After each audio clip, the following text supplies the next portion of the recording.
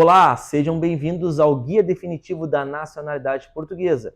Hoje estamos no primeiro episódio e vamos falar sobre quem tem direito à nacionalidade portuguesa. Eu sou Bruno Malman, esse aqui é meu colega, Gustavo Guerra, e você está no canal da Rotuno.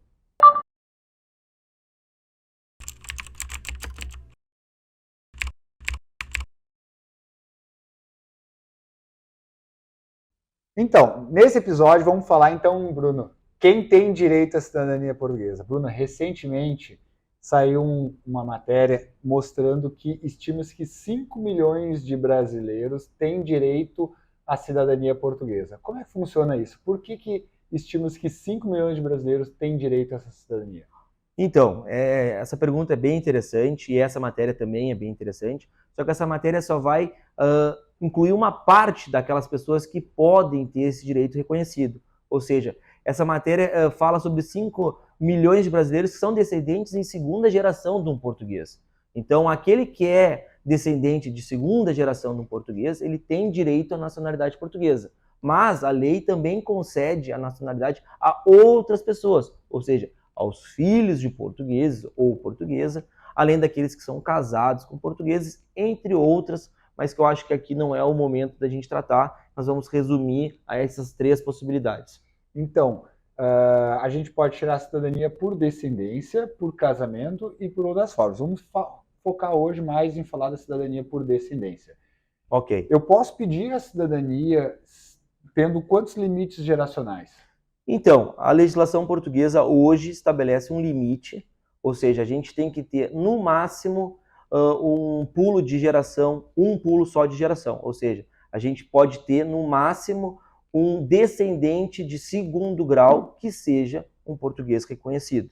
Então, se eu tenho um avô português ou uma avó portuguesa, eu posso solicitar a nacionalidade portuguesa, mesmo meu pai não sendo português. Mas o meu pai pode solicitar a nacionalidade portuguesa se ele tiver um avô ou uma avó portuguesa. E ele, tendo esse direito reconhecido, ele vai se tornar um português e eu, como filho dele, vou poder pleitear. Então, esse limite geracional é um limite geracional de pedido e não de atribuições, porque o meu pai pode solicitar, e aí ele vai ter um limite da segunda geração, mas ele não vai ficar restrito a ele vai poder transmitir para os seus descendentes. Então, no momento que a cidadania ela é atribuída a um pai, a um avô, ele pode ir depois cascateando isso para as demais gerações. Exatamente. E nesse caso, por se tratar de uma nacionalidade originária, não tem limite.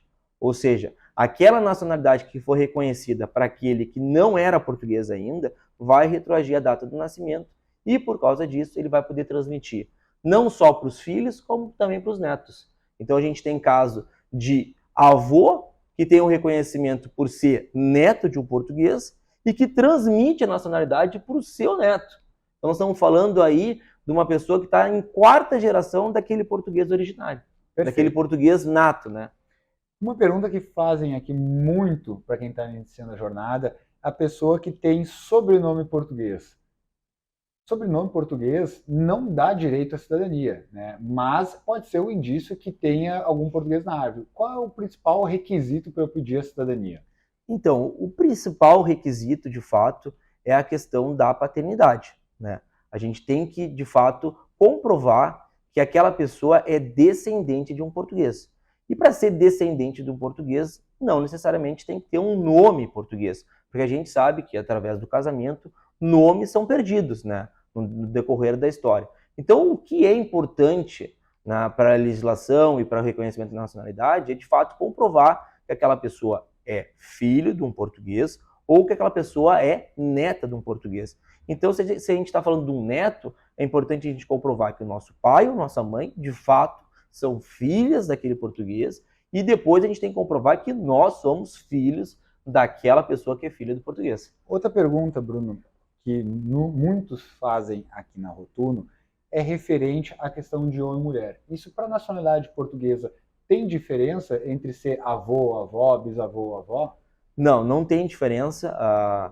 Isso aí existia um mito na nacionalidade italiana. Na nacionalidade portuguesa não existe essa diferenciação. A lei da nacionalidade desde os seus primórdios, reconhece o direito à nacionalidade sendo transmitido tanto por uma portuguesa quanto por um português. É claro que nós temos questões históricas ainda que são vivenciadas na prática, né? Porque antigamente a esposa perdia a nacionalidade quando casava com um estrangeiro, né? Essa era a única diferenciação entre o homem e a mulher. Mas o fato da mulher só, por si só, ser mulher, isso não impede em nada ela transmitir aquela nacionalidade portuguesa que ela tenha.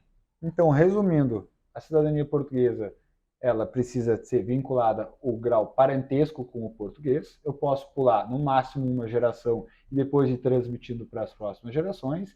E não independe se é homem ou mulher na árvore, eu tenho o direito ao sangue para ser passado, né? Exatamente. A regra é bem simples. A única imposição é a questão do limite de geração e também tem uma questão procedimental e legal de comprovar que de fato a gente é filho daquele português ou daquela portuguesa. E para a gente comprovar que a gente é filho ou neto do português é através de certidões, que a gente vai falar no próximo episódio de como reunir essas certidões. Exatamente. Então, você que chegou agora no canal, já se inscreve, deixa o seu like, compartilha esse vídeo com outros familiares também que querem fazer o processo de cidadania portuguesa e vai acompanhando os próximos episódios, já que você sabe que tem direito agora à cidadania portuguesa, de como reunir essa documentação.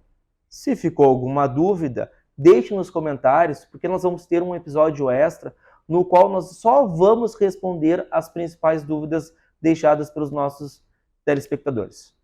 Até o próximo episódio.